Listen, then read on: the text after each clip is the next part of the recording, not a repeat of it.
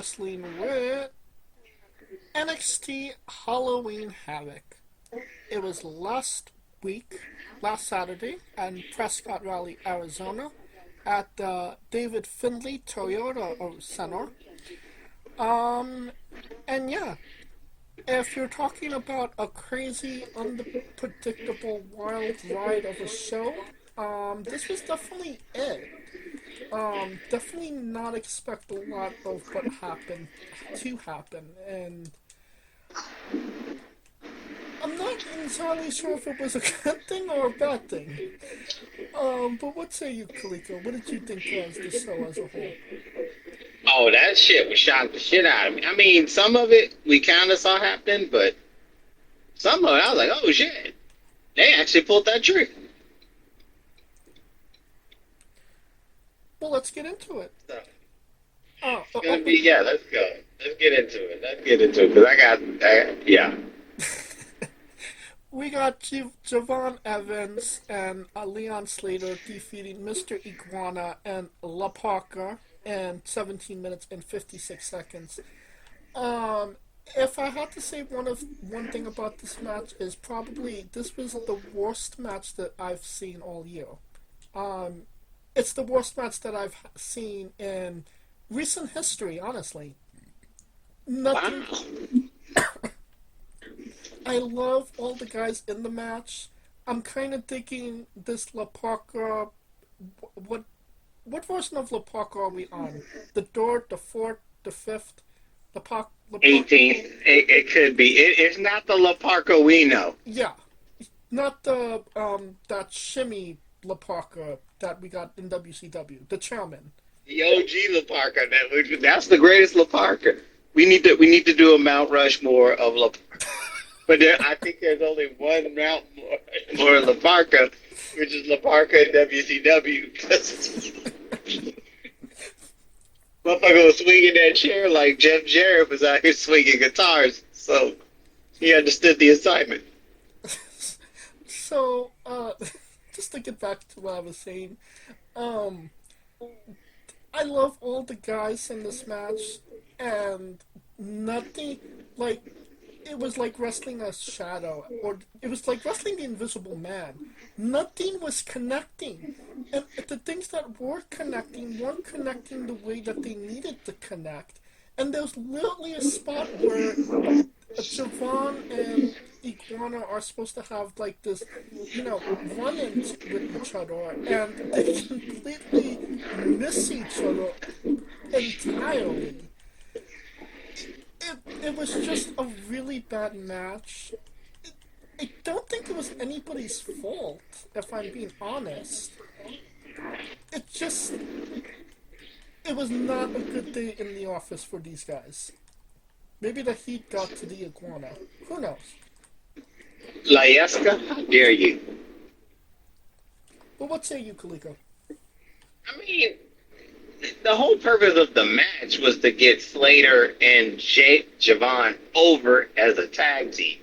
Because it seems like to me they're going to be the tag team next against Dark Slate to avenge the Hardys, quote unquote.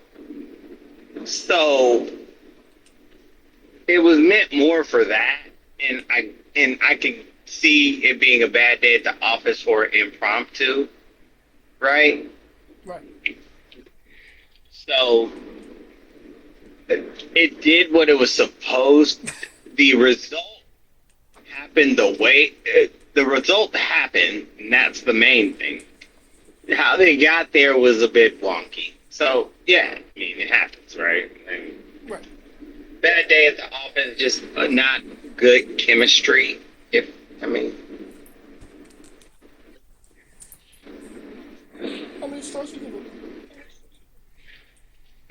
I mean, it's a beginner. 2.5. I give it. Well, you said it's the worst thing ever. Period. History. Period. It's the worst match in recent history, in recent memory, I should say. So, I am going to give it a 0. Whoa! I'm Our sorry. first zero? It was again. I like everybody in the match. It did not work. This was not. It was not it. And I could forgive a botch. I could even forgive it if there was like a botch here or there. But when the botches become so prevalent that it kind of destroys the whole vibe of the match, you can't necessarily undo that. Well, I mean, I guess you'll be happy from the info that I heard. From Uncle Dave. No, not from Uncle Dave, but the biggest thing is that they want JV now on the main roster, and Sean's like he needs a year. After that match, He wants. I agree.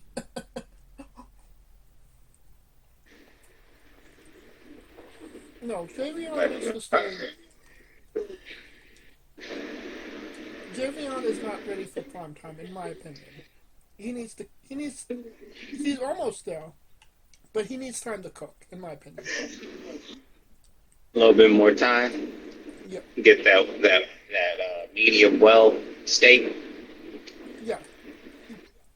Too There's raw. there's some good flavors there, but you need more time to cook to get all them good flavors. Let it marinate. Did Uncle Dave review this up? Yes. How mm, 1.5. He didn't give it a 0. That's for damn sure. 1.5. Higher. 2. Higher. 2.25. 2 is 3 stars. 2 and 7/5. Damn. What did Uncle Dave give? See that I didn't. I told you. The result happened the way it result. It's wonky. It was literally the impromptu match. It was like we looking for somebody to fight, and Mr. Iguana just pops out and go, "Yeah, we'll fight you." All right. Um, Ethan Page defended the NXT North American Championship in a Day of the Dead match, whatever that is, against Al Yeah, de Hyde. los Muertos. Oh no, it's in English. It's Day of the Dead. He defended against Al Hido D. Del Wagner, Dr. Wagner Jr. Page won in 18 minutes 22 seconds. I don't think we ever got a clear view of what the rules of a Day of the Dead match was. But it was kind of like like when you go bowling, but it's like everything is like under a black light. It kind of had that vibe to it. So they had good chemistry. What they did was good. It was violent without getting like too violent. I dare say that this was maybe the best match on the card, in my opinion. What say you, Kaligo? I mean, it was a Day of the Dead because Ethan Page almost killed his career ripping that damn mask. But it did the right thing. It got the heat on Ethan, continues the domination of him as the quote unquote North American champion. The greatest North And American ever. yes, so it got him over. I mean, yeah, because you gotta conquer Mexico too to be the greatest North American ever, right? Right. Because Mexico's part of North America. So yeah. So the result came really good. I like how Ethan can get violent without killing himself, Moxley and Darby. But yeah, because but then again, it fits his character because he wants the result, but he ain't gonna go through all that bullshit. Just do a couple of things here and there. If shortcut was a definition, it's him. I mean, it's funny you bring up, Darby Allin. The dent in Darby Allin has a dent in his head, and that dent is from Ethan Page. So, yeah, Darby understands that logic because Ethan Page has fucked him up in the past, without obviously fucking himself up. Yeah, if anybody knows that, he's like shit. Right. Honestly, I would say that out of all the title reigns currently going on right now, at least for the men, Ethan Page is kind of on fire right now. He's kind of like the champion to watch. Because he's doing the thing that you need him to do. Make him boo you. Right. How many stars you give it? I mean, it's a solid 4. I agree with that. 4 stars. Alright. Blake Monroe defeated Zarya to capture the NXT Women's North American Championship in 11 minutes 4 seconds. Talk about doing exactly what you need to do.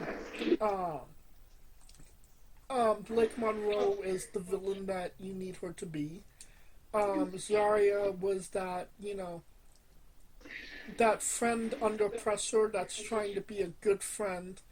Sol Ruka is that friend that's trying to be supportive, but, bitch, you lost my championship. So, I mean, they're cooking here. There's definitely a lot of cooking going on in this. And, I don't want to say this was the start of it, but it definitely progressed that storyline between the three of them. I'm assuming that we will see Blake and Soul somewhere down the line. But yeah, this did. I think whether or not Soul was injured, it was still going to be Blake. And I think that Blake is going to do very well as the North American champion. That promo she did on Tuesday, I should say, was honestly absolute fire. She's continuing being the glamour / the woman from hell. And obviously, the issues between Zarya and Soul, continue. But what say you, Kaliko? Well, the whole point of her is just being the bitch that splits Sol Ruka. And people thought that Sol went heel when she tried to push Zarya in the thing. Boy, they were like, what the fuck? And it's like, I mean, she just popped her shoulder back in. Honestly, even with Sol being hurt, I think with Sol being hurt, the right woman won. Because I could have saw if Sol had fought Blake, I think Blake would have lost. Okay. And I think it would have just furthered the cement. But the fact that Sol was injured and Zarya lost it, it actually adds the layer of Sol trying to get herself back as fast as possible. And she's already had to give up the speed title, so that tells me that she must be hurt. Or it might be a work. But then again, usually when it comes to these injuries, it's when it's real, they'll say something. Right. Or no.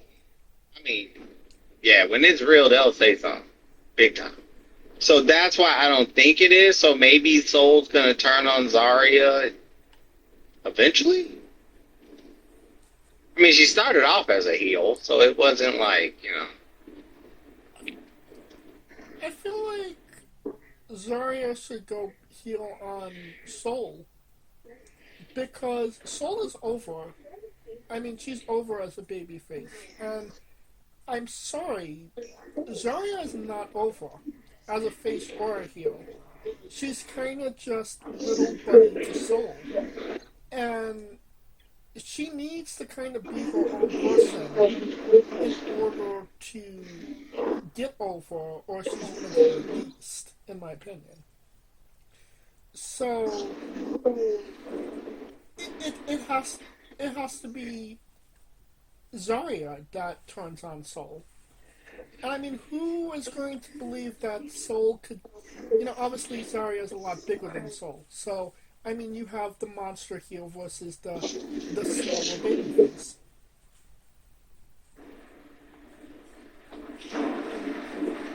but I think it would be Soul because the whole point of all of this is for Blake is basically saying that Zarya is not the it thing. It's basically because she's different.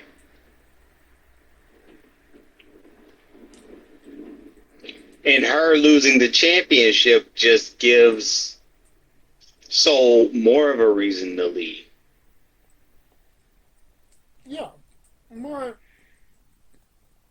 I mean, Soul has a right to be bitchy about Zarya losing the title for her, but it seems like, Zarya is being more emotional about it than Soul. Well, that makes sense because Zarya has more guilt feeling about it, which would make sense in the sense that Soul's like, okay, I ain't gonna get mad. I'm just gonna get even.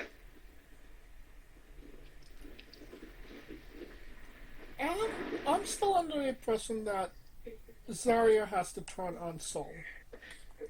Like I said, Soul's over, Zarya's not. And the way you get over is by, fucking up somebody that is over and popular.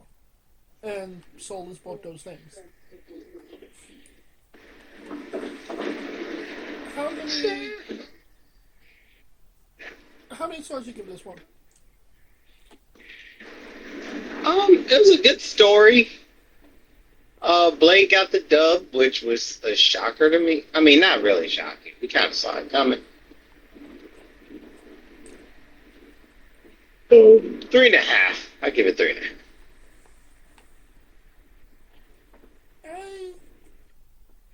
I agree with that. 3.5. Alright, talking about shockers, Tatum Paxley defeated JC Jane to become the NXT Women's Champion in 16 minutes and 28 seconds. Talk about did not see that coming. But I mean, that's kind of been the story when it comes to the NXT Women's Championship. I mean, nobody necessarily saw JC beating, Stephanie, especially considering who Stephanie is. I mean, when we did do a preview of this show, so we kind of said cut and dry. It was pretty cut and dry. JC gets a W. Not as cut and dry as you would think, I guess.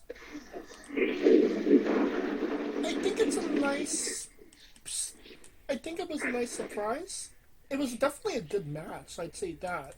It told a story, Paxley needing her people, JC needing her people, Paxley getting kind of the advantage of that. And yeah, I think it all necessarily worked. And obviously the biggest story right now is Paxley versus Izzy Dane, and I guess that's where they're going with it. But what say you, Kaliko? Yeah, I mean, well, here's the thing. What I've been saying about JC, even her whole title run, is what that she's a beatable champion, Right. right? So I never really.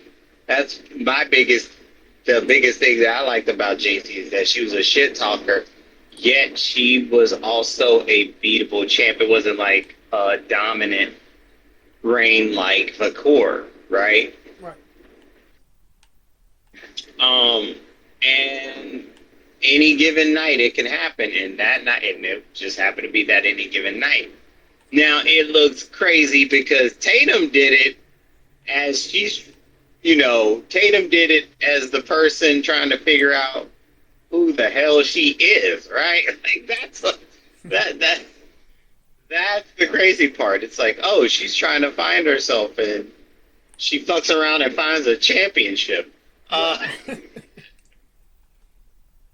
And Izzy Dave is like, bitch, you just got here and I didn't get this? Oh, hell no. And you saw that the moment she won. It was like, this bitch. Oh, it's happening. It's just a matter of when at this point. Oh yeah, and you even on Tuesday, the board, the spin the wheel, make the deal. Izzy's name wasn't on the board, and that really rubbed Izzy the wrong way. Oh, yeah. It did. So it's just funny. But now Tatum's a champ. Let's see what she does. It seems like I mean, they're making her like a happy fighting champ. And that might work because it'll work in the sense that she's fighting everybody except her. Right. Which pisses her off even more, that makes sense. How many stars do you give this one? Running through the roster except for her. Because they're friends and friends don't fight. According to Poxley. Alright. Izzy like, watch me, bitch. I'm happy for Poxley because, she did get this little nice, character redemption arc. And she has had a couple of bangers with multiple people. I mean, this match including.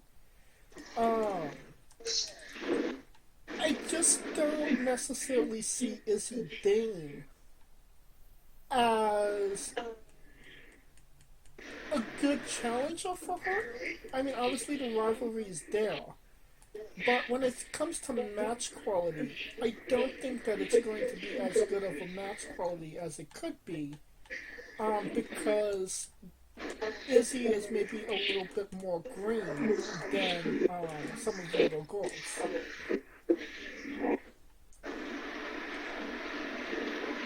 Well, I mean, that gives her a chance to improve up until then, right?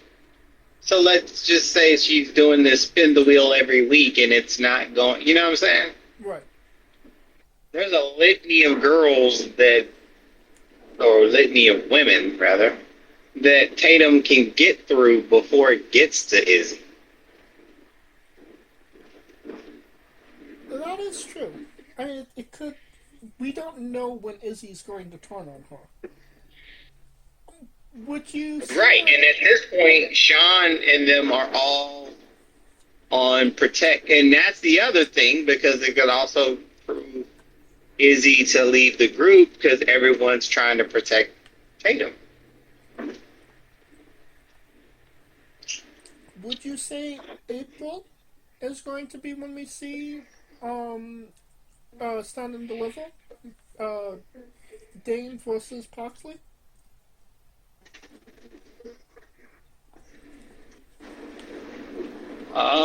Unless, I mean, I think they usually have one for the. Nah, yeah, it'll have to be Stand and Deliver. Because the Rumble's in fucking Riyadh this season. Never mind. Yeah, it's gonna have to be April. Unless they're doing the NXT in the States. Shit. I mean, that's a good possibility. How many stars do you give this one?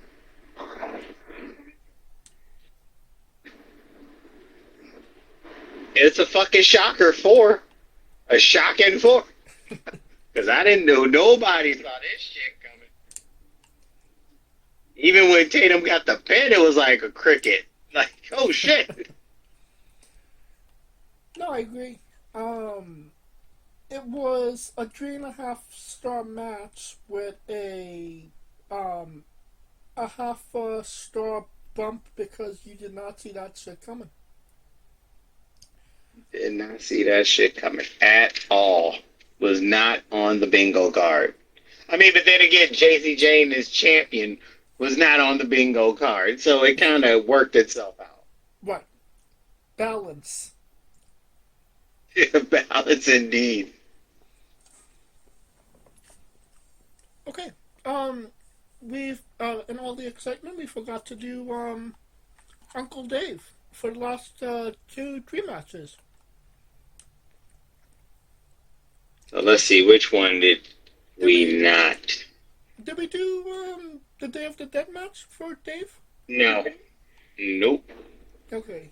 Gonna say we and Dave are vibing. 4 stars. Higher. 4.25. 4.25, see? Okay, so Uncle Dave. I mean, we were all vibing on it. I think we were all vibing on that one, so yeah. Blake Monroe and Zaria Drey. Higher. 3.5? 3.5. See, we all were vibing. We're all look at this. It's clearly after Halloween. It's clearly Halloween weekend because all of us vibing on the same. It's a paranormal activity. I know. It's like Dia de los Muertos, see, which is today. Told you. Yeah, All Saints Day. And Paxley and Jane 3.5? Higher. 3 7/5. 3 7/5. Alright. Broken. Oh, let me pronounce this more properly. Broken rules match for the NXT Tag Team Championships. Doc Cake, Dion Lennox, Oasis Griffin, Cutlery James, and Secure Sugars defeated Broken Hardys, Brother Nero, and Broken Matt Hardy in 19 minutes and 8 seconds. Honestly, this was just kind of like a clusterfuck of what the fuck that it took 4 guys to beat the Hardys. And, I mean, I get that they're, protecting the Hardys for obvious reasons. They're the Hardys. But I didn't think that they needed to go, that insane that it was a 4-on-2 match. I felt like the Hardys could have had somebody to, kind of come and help them, but it was not to be.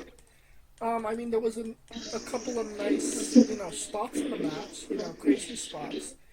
But I can't really get behind Dark State as a faction, as human beings, as anything. They're just kind of fucking annoying. Like, they're Gen Z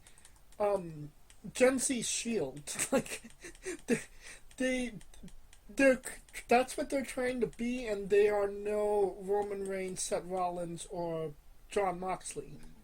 You know what I mean? I get it, but I mean, it only made sense all 4 of them helped because keep in mind, half of them lost it. So you see, so you got to have a whole foe to beat a solid 2. and it gets the heat. That was the whole point. The whole point is to get the heat on them, and the match did that. The win did that. The manner in which they did it did that. Jeff Hardy fucking thudding through goddamn tables did that. I mean, but once they went broken, I knew this shit was over. So it's like they won the shit without broken. Why the fuck did they need to go broken? Because they But were in okay, pain. yes, but I mean, it served its purpose in a mean to get Dark State through the roof as far as people hating them. I don't feel like I hate Dark State for the reasons that they want me to hate Dark State. I don't think they care about the reason you hate Dark State. I mean, they've only been there like what, like 6 months at best, and they kind of already have go away heat with me. Which makes it even better because you want to see them get their asses kicked and go away. And the more that they're there, the more you're going to be resentful, and the more you're going to want them to go away. And see how this builds? It's build up. I mean, I know, but Brother.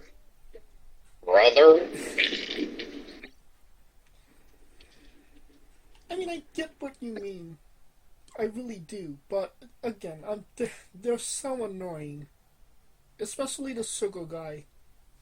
But I guess that's.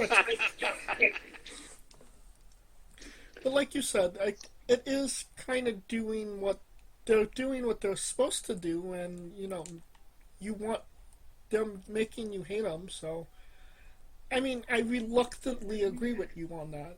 So, yeah. I mean, I get it. I mean, it's okay to be indifferent about Dark State. However, the reaction when they won did exactly what the hell it was supposed to do. How many stars you give this one?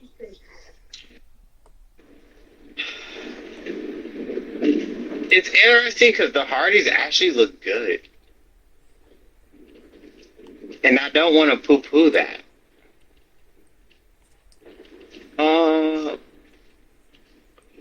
A 4 because the story was basically Dark State doing what they need, any means, going Malcolm X by any means necessary to beat a legendary group in the Hardys, and the Hardys got protected because they got jumped, and it ain't like they got like homies in there that can help them. So yeah, it made sense. Funny you say that they didn't have homies. Like they literally have so many homies that could have helped them, and they didn't. What homies were gonna help them in NXT? Shannon Moore. Hmm? Shannon Moore. The fact that you have pulled that first name out your ass, no. Okay, then how about Javon Evans and Leon Slater? Well, they necks were hurting from botching shit in the fuck. I mean, biggest struggle, my man. Now, I told you I think that they are going to be next in line for the titles due to the fact that they were both marking out after the Hardys, and what better way to try to make the Hardys proud than to avenge the Hardys' loss? See? It all works out. There you go. I give it. I give it a 3.5, 3.5. The Hardys did look good, and like it was like Hardys of old, so that was nice. But Dark State taking the W, and the way that they took the W, wasn't necessarily a fan. All right, and not bring. Oh, Uncle Dave. Uncle Dave. Yeah. Damn, that was a good Macho Man. I was gonna say, our Macho Man was on point tonight. Oh, Shit. Proud of myself. let's see. 3 and 7/5. There. 4 1/4. 4 1/4. See, I thought he gave it a 4 1/4. Okay. The last match, the main event, NXT Championship match. Ricky Saints defeated Trick Williams in 16 minutes and 48 seconds. I don't. Indeed. Xerxes beat Trick Williams. That's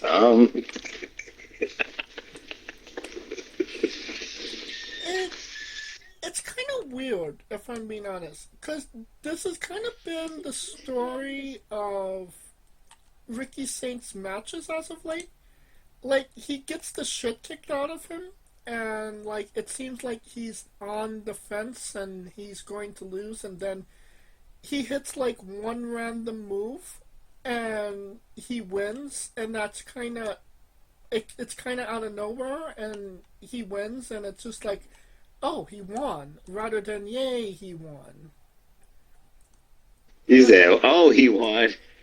He said, oh, he won, instead of like, yay.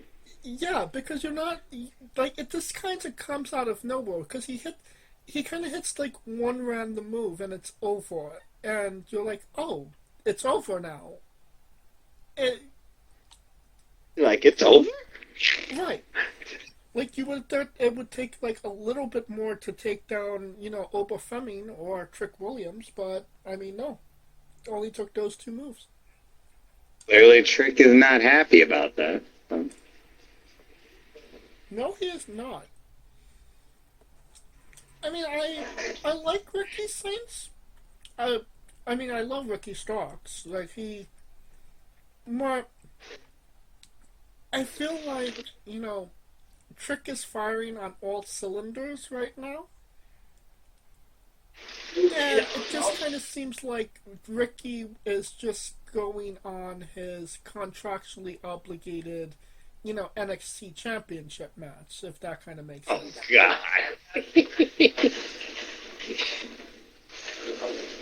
I'm not necessarily feeling it. I think that's maybe because Ricky is maybe a better heel than he is face. So it's not maybe connecting as well as it could. True. What say you, Caligo? I mean, just the way Booker T was calling the match, it just was like, Right. It just made it seem like Ricky was not that dude. Which, I mean, hey, they can make that case and they can make that argument, but I mean, it's just the way that they presented it. And as much as, I mean, as much as we want, it's Ricky Saints' show. Because Trick really ain't got no, I mean, if he wins it, what does he gain, right? Right. Because he's at the point where he really doesn't need the belt, but he's the only viable heel contender for the belt. If that makes sense. Right. I mean, Josh Briggs went for it. He lost. I only think that Josh has the charisma to actually be in the main event, if I'm being honest. Josh Troy, Ricky already slayed that beast. Yeah. So, what is left to be done? I mean, I could probably give you an idea of what's going to happen, but we're going to go offline on it. I got you. But, because I kind of got an idea of where it's going to go. But, yeah, so in between time, it's Ricky era. It's the era of the Stark. or Saints in this affair. Yeah. It's the era of Dia de los Santos. See what I did there? I got Da-na.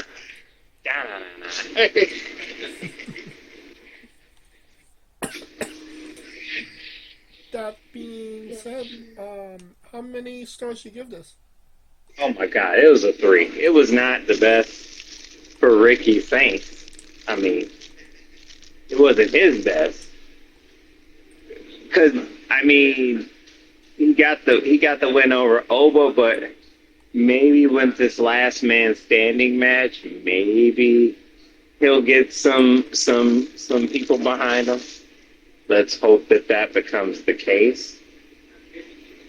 I mean, that's pretty much the best we could hope for in this scenario. I mean, I could even make this, and I mean, that's the best case scenario. Worst case scenario is that this actually turns people against Ricky, and they have. If he turns heel, people are not gonna be, No, not turn Ricky heel, but Ricky being a face, and the people aren't necessarily digging it, and the crowd starts to boo him. Rumor and innuendo suggests that Ricky's supposed to hold on to that championship for quite some time, and I wonder if that would, hinder those plans somewhat. well, I might as well get it out now. According to some of that might be subject to change, because remember when we had the conversation of Sir Javion? Right. I brought it up to one of the guys. I was like, he seems like when they're trying to hold him back, and I was like, I like the fact that he can have a good match with anybody, and it would make sense for him to stay and be the champion, because he would be a champion where his style would go along with everyone. And he told me to count the days, quote unquote.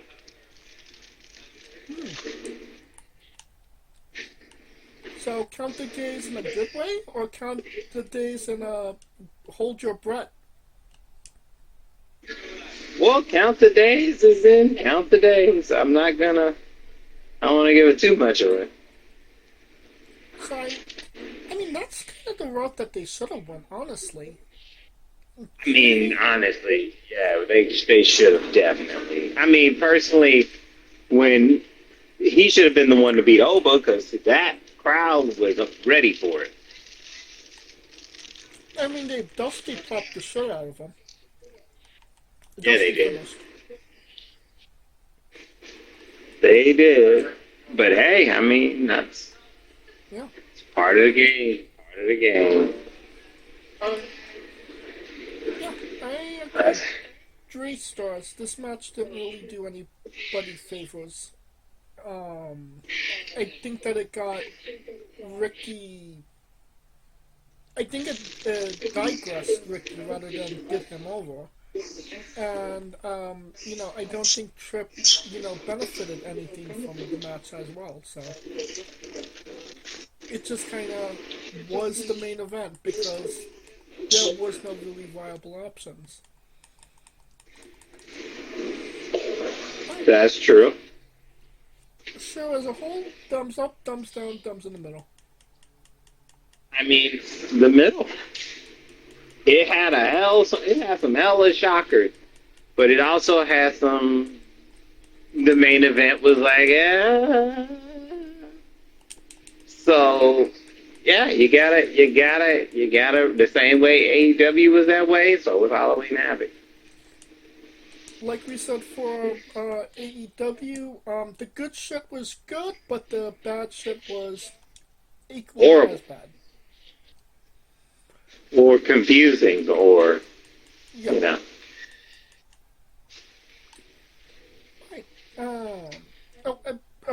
Dave. He gave the main event 2 7/5. You think 2 7/5? He gave it higher than 2 7/5. 3 1/4.